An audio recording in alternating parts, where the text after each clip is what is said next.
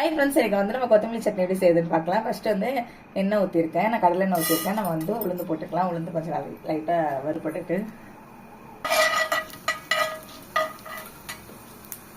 லைட்டாக வறுபட்டுருச்சு. இப்போ வந்து நம்ம வந்து இஞ்சி பூண்டு பச்சை மிளகாய் எடுத்து வச்சிருக்கோம். இதை லைட்டாக வறுத்துக்கலாம். நல்லா வாசம் இருக்கு. ரொம்ப சிம்பிள் சட்னி இது. இப்போ வந்து நம்ம ஒரு கை தேங்காய் துருவி வச்சுட்டு அதை ஆட் பண்ணிக்கலாம். லைட்டாக வறுபட்டதுக்கு ரொம்ப சிம்பிள் சட்னி, ரொம்ப டேஸ்டாக இருக்கும்.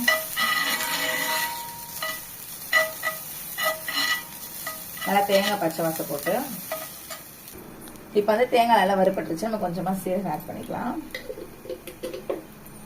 நான் வந்து ஒரு பாதி கட்டு கொத்தமல்லி எடுத்து சின்னதாக வெட்டி வச்சுருக்கேன். நீங்கள் அதை சேர்த்துக்கலாம்.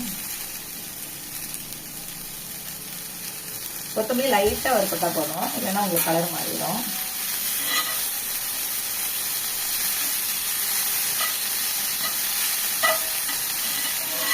கொத்தமல்லி வந்து லைட்டாக வறுப்பட்டுருச்சு. இப்போ வந்து நம்ம கேஸ் ஆஃப் பண்ணிடலாம். ஆறுனதுக்கப்புறம் அரைக்கலாம். உப்பு போட்டு நான் வந்து கொத்தமல்லி சட்னி அரைச்சி வச்சாச்சு. இனிமேல் நம்ம தாளிசம் பண்ணிடலாம். கொஞ்சமாக லெமன் எடுத்துருக்கு. இது ஒரு 2லேருந்து ஒரு 3 சுட்டு போதும். இதான் ரொம்ப டேஸ்ட்டாக இருக்கும். அதுக்கப்புறம் வந்து தாளிசம் பண்ணி ஊற்றிடலாம். கடுகு, கருவேப்பிலை. நம்மளுக்கு சுவையான கொத்தமல்லி சட்னி ரெடி. எல்லாரும் செஞ்சுட்டு சாப்பிட்டுட்டு எப்படி இருக்குன்னு சொல்லுங்க. நாளைக்கு பார்க்கலாம். பாய்.